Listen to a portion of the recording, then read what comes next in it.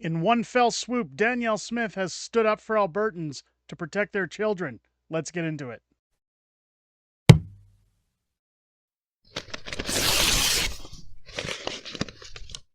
Oh, yeah!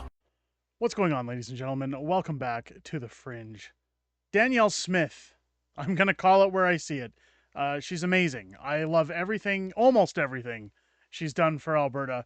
And while my opinion can vary from time to time, I certainly think this is one of those instances where, if you followed on the channel my announcement for running for mayor for the city of Calgary, she's defended one of the issues that I've been putting forward as my campaign note, that protecting our children is undoubtedly one of the most important issues that we face in today's woke culture of body mutilation and off-putting choices. Now, I'm going to first and foremost say that I really don't care what you do in the privacy of your own home. Your choices are yours, and how you see yourself is up to you. However, when it comes to being in public, when it comes to safety of kids' rights and the projection of their minds growing up, especially, that's where I stop playing the little games and saying, look, view yourself however you want, as long as you're not hurting anybody. But if you expect the rest of us to play along,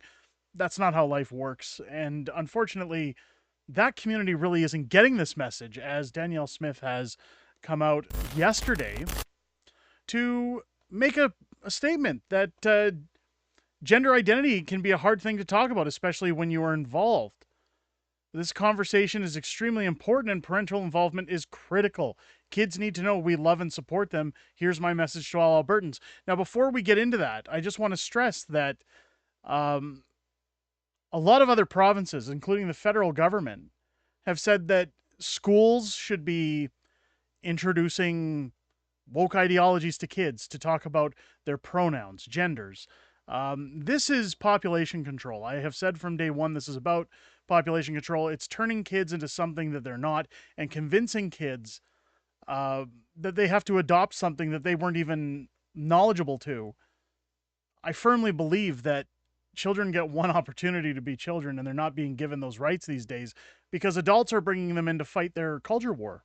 And this is going to be an ongoing problem until people like Danielle Smith continue to stand up and say, look, feel how you want to feel, do what you want to do, but when it comes to children, hands off. And I couldn't be happier. Let's take a listen to how Danielle put this together. And I know some people are going to turn back and say, well, she's playing the usual games with how she's building up her statement, but I'm going to get into that when this is done. Let's take a listen anyways. My fellow Albertans, today I wish to address a very sensitive issue involving our children and gender identity. This is not always an easy conversation to have. I strongly believe that we as a society must support and reach out with kindness and inclusion to those who identify as transgender and work to eliminate the discrimination they often experience in their lives. As Premier of this province, I want every Albertan that identifies as transgender to know I care deeply about you and I accept you as you are. As long as I lead this province, I will ensure you are supported and your rights are protected. In the case of children aged 17 and under who identify as transgender, I also want you to know that you are loved and supported as you work through your often changing emotions, feelings, and beliefs.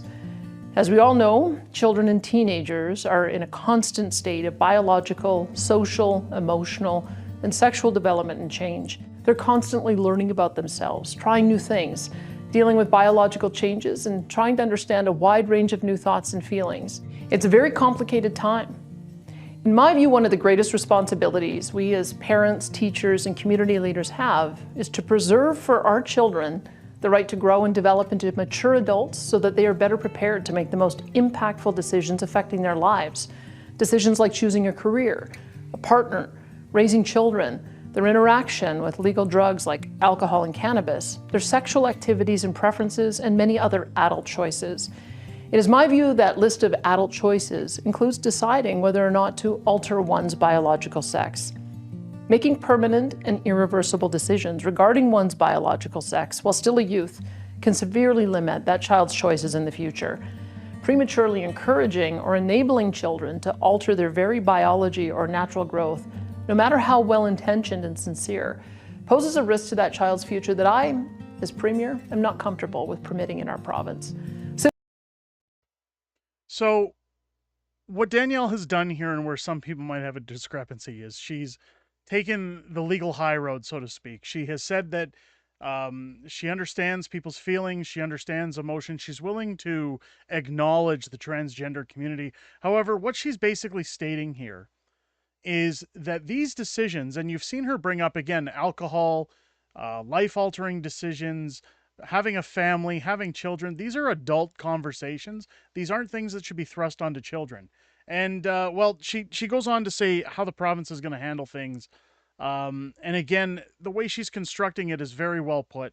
But let's figure or let's take a listen to how the province is going to move forward with its regulations. Similarly, the risks and unfair advantages that young women and girls are experiencing when competing with biologically stronger transgender females in sporting competitions have also grown too high. After much discussion, the Government Caucus and I have therefore decided to implement the following policies and guidelines as it relates to transgender minors and athletes, including additional supports to assist transgender adults to secure the healthcare they need and the counseling support for youth identifying as transgender to ensure they can successfully work their way through their complex feelings and emotions as they grow to adulthood. First, on the issue of gender reassignment treatments for minors. For minors aged 17 and under, top and bottom gender reassignment surgeries will not be permitted. For children aged 15 and under, puberty blockers and hormone therapies for the purpose of gender reassignment or affirmation will also not be permitted, with the exception of those who've already commenced their treatment at this time. Minors aged 16 and 17 will be permitted to commence hormone therapies for gender reassignment and affirmation purposes, so long as they are deemed mature enough to make these decisions and have parental, physician, and psychologist approval. For transgender adults, our government is currently working to attract one or more medical professionals to practice in Alberta who specialize in transgender surgery to ensure those individuals transitioning have access to an expert in Alberta to assist them with their extremely unique and complex medical needs, rather than going to Quebec, which is now the practice. What Danielle has done, and again, what she's saying is that if you're under the age of 18, this is a no-go. Which I think is fantastic. She's knocked it out of the park. This solidifies parental rights. When it comes to, again, she says anybody who's already started their treatments, she's going to allow to continue. Now, I do not agree with anything people are putting in their bodies to alter what they believe would be their biology. This is chemicals that are going into your body that are causing harm. This is going to alter the way you function on a day-to-day basis. However, I think the reason that she's allowing those to continue is because pulling people off of those can also be hazardous once it's been introduced to the body. Again, I'm no doctor, but what I can appreciate is that she has said that even at 16, 17 years of age, you still need parental agreement. You still need a psychologist to sign off on these things. And that raises part of the problem that I have with this, and that's that this seems to be a trend. Not really something that people were asking for as far back as a few years ago. There certainly was a community of what I'm going to say was the cross-dressing community that's existed for quite some time, but I never heard for a long time about gender reassignment surgery or puberty blockers or any of these overscale measures that are being taken today by this Marxism style political agenda to essentially stop males from reproducing and convince children that this is the path they should go on. And that's part of the problem, is that when you're telling somebody how to feel, when you're telling kids how to feel, they're like a sponge. They soak everything up. They think that this is the way the world needs to function. And this is where you have a society full of males who give up their abilities to reproduce, to have families. Now, of course, this didn't go off well. If we look at the comments, I appreciate this and a step in the right direction. Good for you that I support your efforts. Unfortunately, though, you are seeking to find a middle ground with a cult. You're playing their game and using their language, gender identity, and it's not a real thing. So I'm not going to go into the full comment of that, but again, what you have to realize is that this is the premier of a province. She has to construct things in a certain fashion. She can't just come out and say, shove it. She could face multiple legal ramifications for how this is put together. So, anybody not understanding how that works is simply ignorant to it. I do support what they're saying. I do get that, hey, facts don't care about feelings, but at the end of the day, when you're putting these things forward, I think that for the path of least resistance, Danielle Smith has done her due diligence to ensure that this was put out in a constructive fashion, that it comes out more as a need rather than angst or pushback. I wish it were true that parents support their trans kids, but evidence and my clinical experience shows they often end up precariously housed if forced out of themselves in this way. Mature minors should not have to face the risk. It's so disappointing and dangerous. Again, kids should not be subjected to this. I'm not saying kids can't feel a certain way or that there aren't kids who feel a certain way, but there's certainly kids who are confused. Think back to your teens, ladies and gentlemen. How much you thought you knew about the world when you became an adult and realized you don't know jack. How many times did people say, I'm going to go get this tattoo on my body, and then 3 months later they hate what they've done to their bodies? They wish that they'd made the opposite decision earlier. I know people who have gone to get tattoos when they're getting married, and they put a spouse's name or some kind of pattern on their bodies that they sit back and go, boy, I wished I'd thought through, what I was doing at the time and done something different. If you look back to what was labeled as the tramp stamp or the tailbone tattoo above the rear end, that was a common trend in the early 2000s. A lot of people I know that got those tattoos are wishing they didn't, because those butterflies now have been stretched to the point that they look like giant killer moths. The bicep barbed wire tattoo from the 90s. How many people do you think got those and wish that they didn't put those on their bodies? And I use tattoos as a good standpoint for these things, because there's a lot of people that jump on these trends, that jump on these short-term trends thinking this is the new in thing. And I'm not saying that all people who believe how they identify as a certain way believe this, but I'm saying that there is certainly a large influence in today's society that pushes people towards that ground, or if you don't date somebody who's trans, you're phobic ground, that can ultimately give them a life of regrets. Another comment, we really love this message and plan. Well said and well done, Premier. We applaud you. This is amazing. Thank you. Hey, Ford Nation, are you paying attention? Jason Levine reaching out. Well done. Let's chat. Eco Fashion, you're saying that parental consent is very important, but also saying that the government knows what's best for kids by interfering with family decisions regarding hormone therapy. I know what it's like to have the government interfere with medical decisions, and it's 100% crap. Now, Eco Fashion's getting it on the head here, but at the same time, I will reiterate that Danielle Smith has to construct things in a certain fashion. But I fully agree, the government has no grounds to decide what's best for you to put in your body. And what Danielle Smith has stated here is not what's going to be not put in your body, but rather you need to be an adult before you can make those decisions. And on that front, I don't have a problem with it. Now, of course, Mayor Jody Gondek, woke, failed Calgary Mayor Jody Gondek, whose child identifies as I believe it's non-binary or whatever they want to do.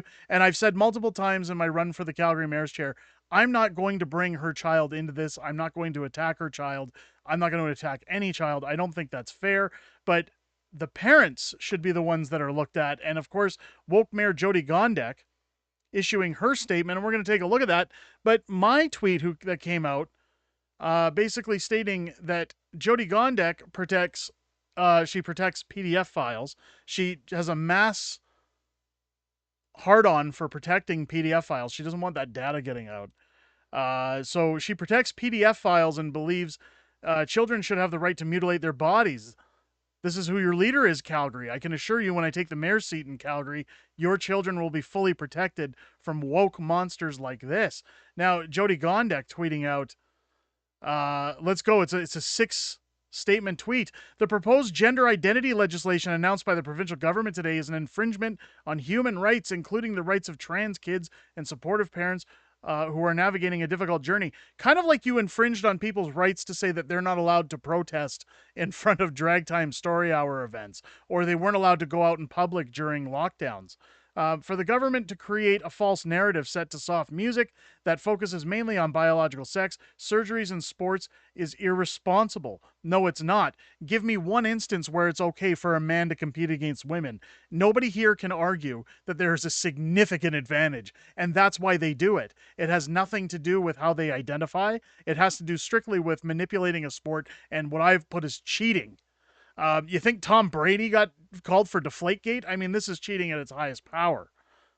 This proposed legislation, plus the vitriolic debate that will follow, have placed trans community in harm's way once again. It has taken no time for the misinformation campaigns, love that word, and the threats to ramp up on social media. Hate-filled mockery and threats towards the community are fully in flight. The situation is even more dire for trans kids, for whom's rates of homelessness and suicide are already dangerously high. This will worsen the lives of these kids in our city and province. Maybe again, ask the parents. What are you doing to support your children? It all falls back to the parents. If my son were to come to me tomorrow and say, Dad, I'm a girl, I'd say, why do you feel that you're a girl? And if he said to me, well, because I want to play with my sister's toys, I would simply say, well, you're not a girl, you just want to play with girls' toys. There's nothing wrong with that. If that's what you want to do, you go ahead and do it, but it doesn't mean you're a girl. If my son came to me and said, I feel like I'm a girl because, I like ringette, I would say, have you watched hockey? Do you know about other sports? Are you interested in ringette because of the concept, or are you generally feeling like you're wanting to be a girl? These are the questions parents need to ask their kids. The why is very, very important.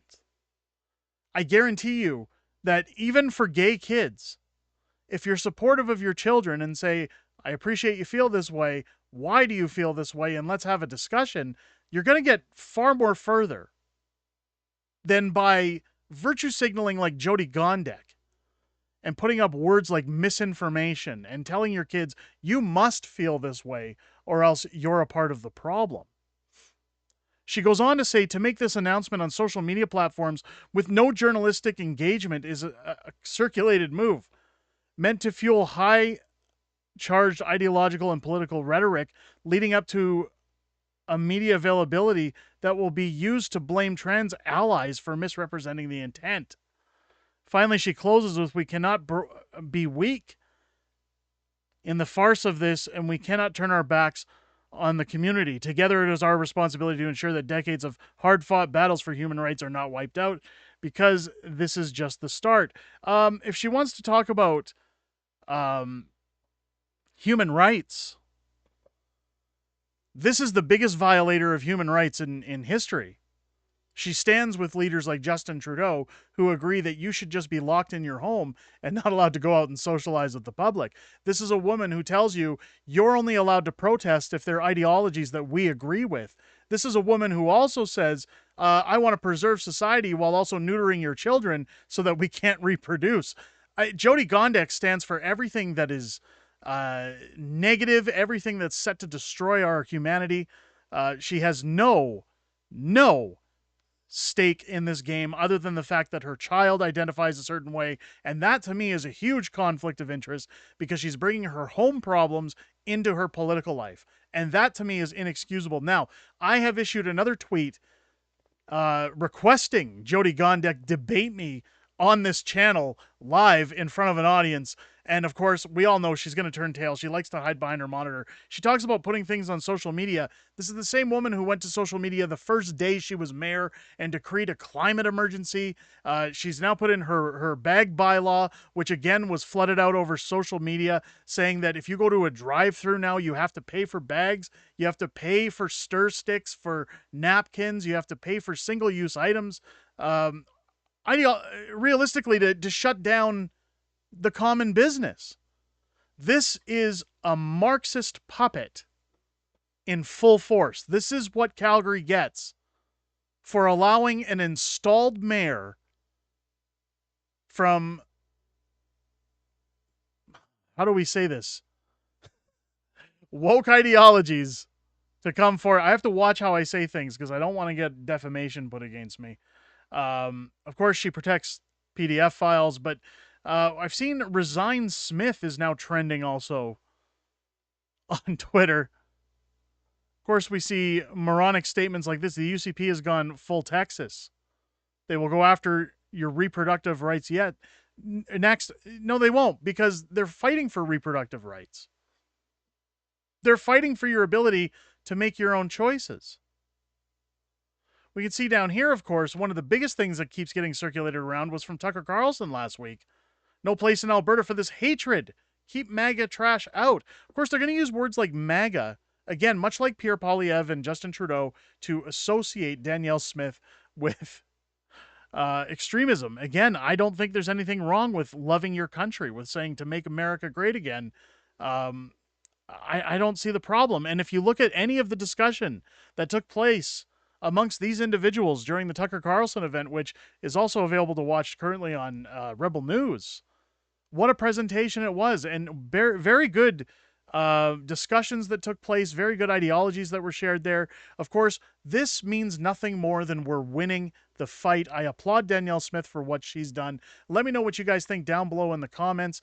If it's your first time here, I hope this video has earned your subscription. As you're clicking that subscribe button, don't forget to hit the bell for notifications.